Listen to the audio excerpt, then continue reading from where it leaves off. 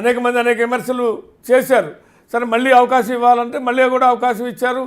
దానికి ఒక సిస్టమేటిక్గా చేసామని చెప్తున్నటువంటి పరిస్థితుల్లో ఇది దేశవ్యాప్తంగా ఇట్లాంటి బీహార్ ఆల్రెడీ చేసింది, కర్ణాటక చేసింది.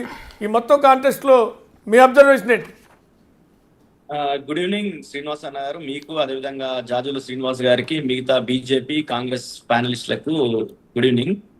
ముఖ్యంగా ఏంటంటే ఈరోజు బీసీల ఎజెండాగా మొత్తం కూడా రాజకీయాలు నడుస్తున్నాయి. అది ఎందుకు, దానికి కారణం ఏంటంటే ఇన్ని రోజులు నిర్లక్ష్యానికి వివక్షకు గురవుతున్నటువంటి ఈ వర్గాలు ఏవైతున్నాయో బీసీ వర్గాలు, ముఖ్యంగా 1931 తర్వాత క్యాస్ట్ సెన్సస్ జరగకపోవడం అనేది భారతదేశంలో మొత్తం కూడా సామాజిక న్యాయం చేకూరలేకపోవడానికి కారణం ముఖ్యంగా అది. ఎందుకంటే ఈరోజు జాతీయ స్థాయిలో ఈరోజు భారతదేశంలో ఒక బీసీ మంత్రిత్వ శాఖ లేకపోవడం అనేది చాలా బాధాకరం. ప్రతి రంగానికి ఒక మంత్రిత్వ శాఖ ఉంటది, పశువులకు పశుగణ అభివృద్ధి శాఖ ఉంటది, లేకపోతే ఇట్లా ప్రతి దానికి ఉంటది, ప్రతి పశువుల లెక్కలు కూడా ఉంటాయి దేశంలో. కానీ ఈరోజు బీసీ జనాభా లెక్క లేకపోవడం అనేది ప్రజలందరూ, ముఖ్యంగా బీసీలు, బీసీ సంఘాలు అందరూ, బీసీలకు సంబంధించిన ప్రాంతీయ పార్టీలు, ముఖ్యంగా అక్కడ డిఎంకే కావచ్చు, ఇక్కడ బీఆర్ఎస్ కావచ్చు, మిగతా అన్ని ప్రాంతీయ పార్టీలన్నీ కూడా, అక్కడ బీహార్కి సంబంధించినటువంటి కావచ్చు, యూపీకి సంబంధించిన ప్రాంతీయ పార్టీలన్నీ కూడా ఎప్పటి నుండో కేంద్రం మీద ఒత్తిడి చేస్తున్నాయి. జనగణనలో కులగణన చేయాలి.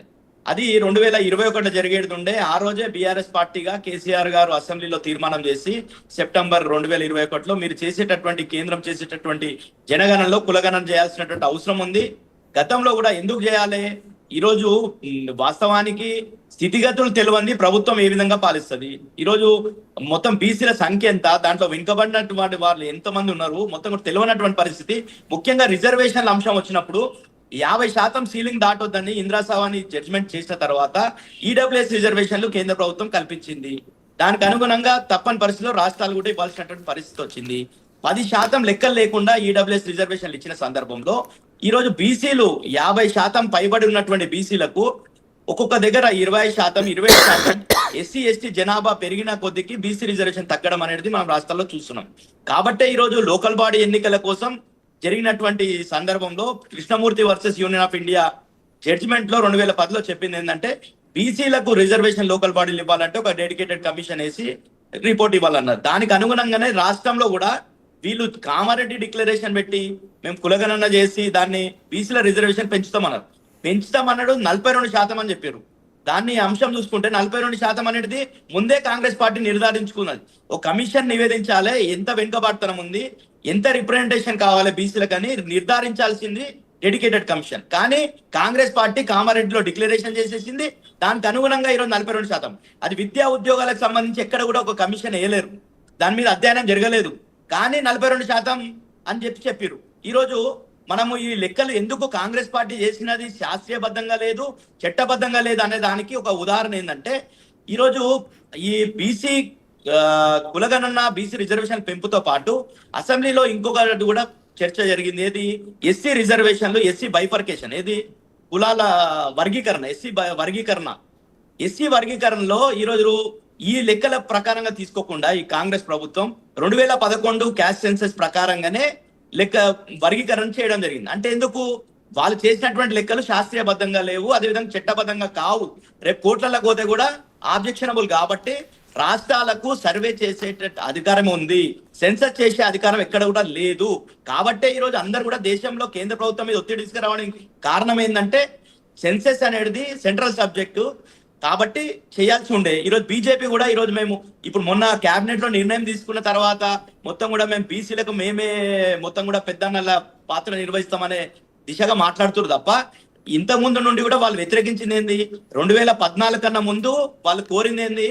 2014 కన్నా ముందు ఏంటంటే ప్రతిపక్ష పాత్రలో ఉండి ఆ రోజు 2011 లెక్కలు బయట పెట్టండి, సెన్సెస్ లో క్యాస్ట్ సెన్సస్ చేయండి అని చెప్పేసి డిమాండ్ చేసినటువంటి బీజేపీ 2014 తర్వాత వచ్చినటువంటి దాంట్లో సోషియో ఎకనామిక్ క్యాస్ట్ సెన్సెస్ అంతకుముందు జరిగినటువంటి సెన్సెస్ బయట పెట్టలేదు. బయట పెట్టకపోగా సుప్రీం కోర్టులో మహారాష్ట్ర కేసేసి మాకు లెక్కలు ఇవ్వండి, మేము బీసీలకు రిజర్వేషన్ లోకల్ బాడీలో కల్పించాలి, మాకు లెక్కలు ఇవ్వండి అంటే లెక్కలు ఇవ్వకుండా మేము మాకు క్యాస్ట్ సెన్సెస్, బీసీల క్యాస్ట్ సెన్సెస్ చేసే ఉద్దేశమే లేదని చెప్పేసి సుప్రీం కోర్టులో అఫిడవిట్ ఫైల్ చేసింది.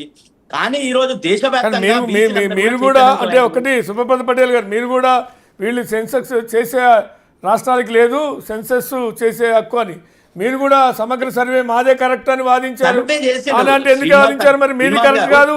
కాదు, రేవంత్ రెడ్డి సర్కార్ చేసింది కరెక్ట్ కాదు, కేసీఆర్ సార్ చేసింది కరెక్ట్ ఒక్క కాదు విషయం అనలేదు కదా నేను మీరు. ఏమంటున్నా? మా చేసింది కరెక్ట్ అని వాదించారు కదా.